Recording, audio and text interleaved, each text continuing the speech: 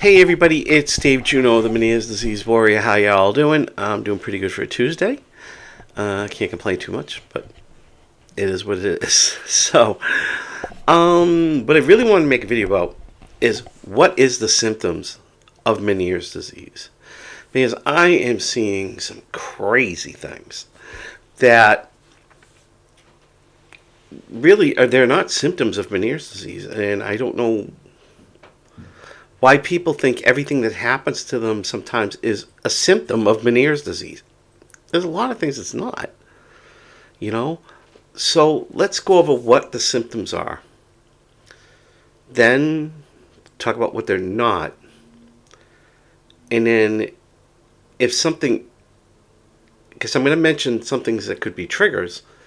If something's does trigger you, why are you doing it? Okay? So, first thing off is symptoms of Meniere's disease and vestibular migraine. Some of them interchange, and Meniere's is here, vestibular migraine is here. They're on a spectrum. Okay, just like autism spectrum, same thing. Because the symptoms interact, and a lot of people who do have Meniere's disease also have vestibular migraine as well. It's vestibular migraine. The vertigo is shorter. You don't have hearing loss. Things like that. But for the most part, the difference between the two is the vertigo is like 20 minutes, half hour, where Meniere's can be 2 hours to 4 days, we'll say. But let's go over what the symptoms are for Meniere's disease so we can stop having some of these questions that are being asked, because it's really getting crazy where people are just pulling stuff out of a hat, and it needs to stop because there's too much rumor bullshit going around. Okay, so symptoms are ear fullness. Vertigo is the major one. Vertigo. Off balance. Ear fullness, meaning it feels like your ear, they call it a real fullness, but it's ear fullness. It feels like it's clogged up. Okay? Tinnitus. And pronounced hearing loss. Okay, in the beginning, you might lose some hearing and then gain some back, and lose some hearing and gain some back. But hearing loss in general is the symptom. Those are the major symptoms of Meniere's disease. There is no more. Okay, vestibular migraine now, you'll get vertigo, shorter period of vertigo. You'll get an aura, like you can see an aura, but you won't get the tinnitus generally. You will not get hearing loss. Okay, and you won't get the ear fullness. So that's why they're on a spectrum type of thing.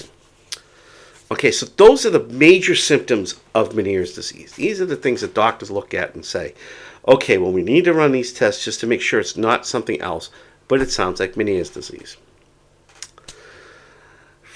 And light sensitivity also can be a symptom of vestibular migraine and Meniere's disease.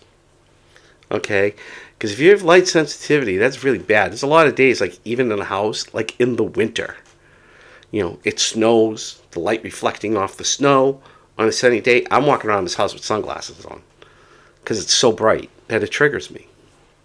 So, light sensitivity is a trigger. It is for me. You'll see me walking around the supermarket with sunglasses on.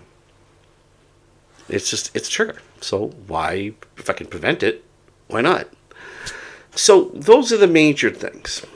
Okay. One of the things I saw, and I saw it this morning, is hair loss a part of Meniere's disease? I'm not bald from Meniere's disease. Okay. No, it is not part of Meniere's disease. Okay. And I saw another comment on it. Well, that's how they found out I had Meniere's disease. No, they did not. And if the doctor told you that, they're full of crap.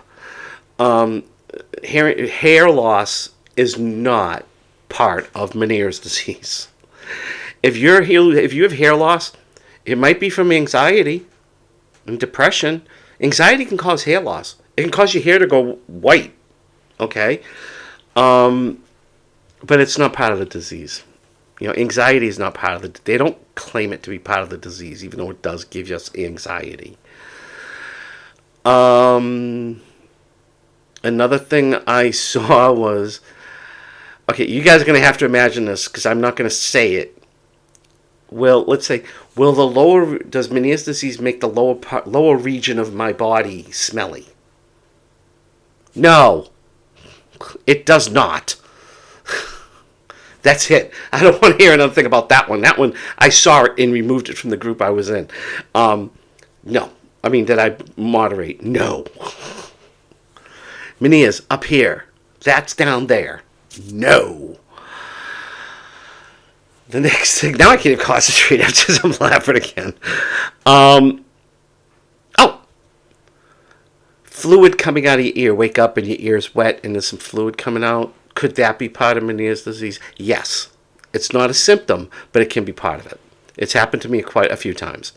And I've waken up, my pillow's all wet, and I thought maybe it was drool. Then I stuck a Q-tip in and went like this. I'm like, ooh, no, not drool. It's from my ear. That is, yes, it can be. Because there's pressure building up. So the fluid builds up and then coughing. This coughing part of it. It can be. It is for me. Because what happens is my station tubes are deformed. So if something does rupture, it doesn't go down into my throat. It backs up into the back of, it doesn't go down my station tube. It backs up and goes down the back of my throat, builds up phlegm, and I cough. So, cough, can it be? Yeah. But not really, not general. Everybody's different. That's the one thing we need to keep is everything's different. Okay, now let's go back to the trigger. Okay, because light sensitivity is triggered for a lot of people. And like I said, for me, winter, if it snows, the last 2 winters I've been lucky because we haven't gotten a lot of snow up in Massachusetts. This year they're talking we could be getting some snow the way the air changes and everything. But when we were getting a lot of snow, I had, I don't have them here. I had my sunglasses on in the house during the day because it was so blinding.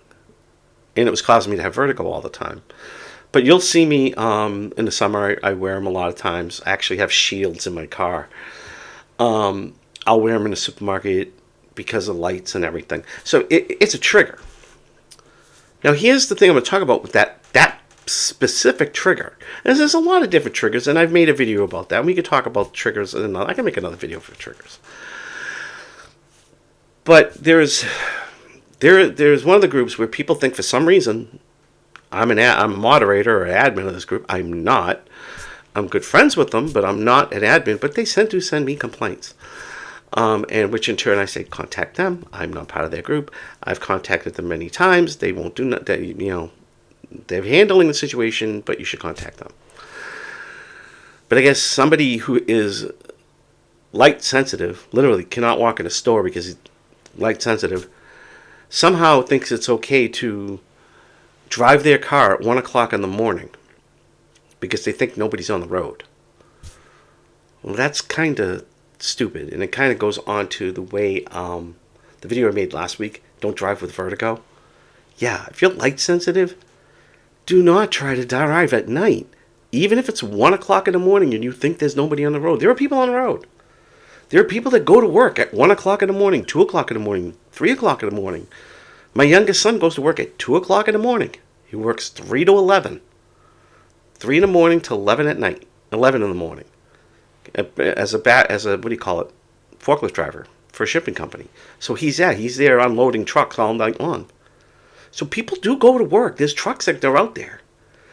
And headlights aren't like headlights in the past where they were halogen and they were yellowish and it wasn't so bright. If you needed bright, you turned on your high beams.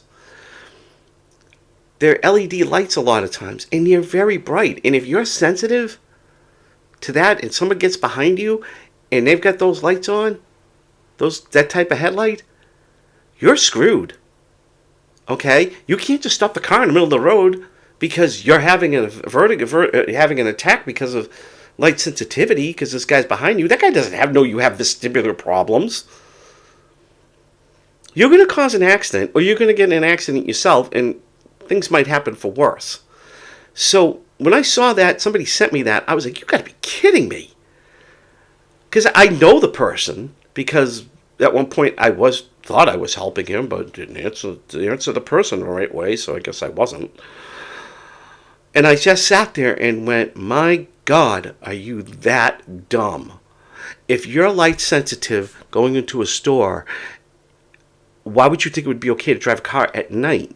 If anything, try to drive at 1 o'clock in the afternoon. Yeah, there's people on the road. Not a lot of people. Okay? People are working. People are, home with their kids or whatever. That's the best time to try to drive. You drive at night. Somebody comes up behind you. They got those high beams. You're driving, even if you're doing 20 miles an hour. Oh my God, you close your eyes. Next thing you know, you're hitting a tree. Or what if there's someone out walking around, walking their dog, and they're crossing the street, and because you go, oh my God, and all of a sudden you hit the guy. Okay? Hit the person. It's not the person that's behind you's fault. It's your fault for being on the road when you knew you probably really shouldn't be. Call responsibility. So that's what I want to talk about. When we mentioned light sensitivity, that's what I wanted to talk about at the end, because I know this person, and it boggles my mind. And what also boggled my mind was all the people that were cheering him on. That's not something to cheer about, where somebody has a problem, a vertigo, they're getting behind a car at 1 o'clock in the night, 1 o'clock in the morning where it's dark out. And, even the street lights, the signal lights, those are really bright. The lights behind people are really bright. And even the street lights are bright. My street lights are all LEDs now. So the street's lit up like it's during the day. So, yeah, it's not a brilliant idea, and people surely shouldn't be cheering him on for that. Yeah, for the other things he's trying to do, up and down the stairs, stuff like that, yeah. Come on, people. You're going to hurt yourself, or you're going to hurt somebody else. It's just the way it is. Stop trying to drive at night if you're light sensitive. Okay? I rarely drive at night. And I'm light sensitive, but I also have tinted car, and my car is tinted in the back, which I don't know if his car is tinted in the back. Dark tint in the back and on the sides. It doesn't bother me as much. But I don't get in the car unless I absolutely have to. Like a few weeks ago when I had to take my father-in-law to the hospital at night, in ER. I did it because I had to go do it. But if it was just to go do something, just to go drive around and practice driving, I would have never done that. Never in a million years would I have done that. Just because you got something doesn't mean everybody around you knows you have it. And if you don't know somebody, they definitely don't know. I mean, unless you have a sign on the back of your car that says, I have a vertigo problem, light sensitive, they're not going to know. Even if you saw a sign like that, they wouldn't care. Okay? It's just like before I got my hearing aids, what was I supposed to do? Walk around with a t-shirt that says, I'm deaf due to Meniere's disease, so people would know I'm deaf? Use your heads. Use your heads. That's all I get to say. Common sense, people, goes a long, long way. It's too bad a lot of people don't have it. On that note, I will talk to you all soon. Take care. Have a great day. Bye.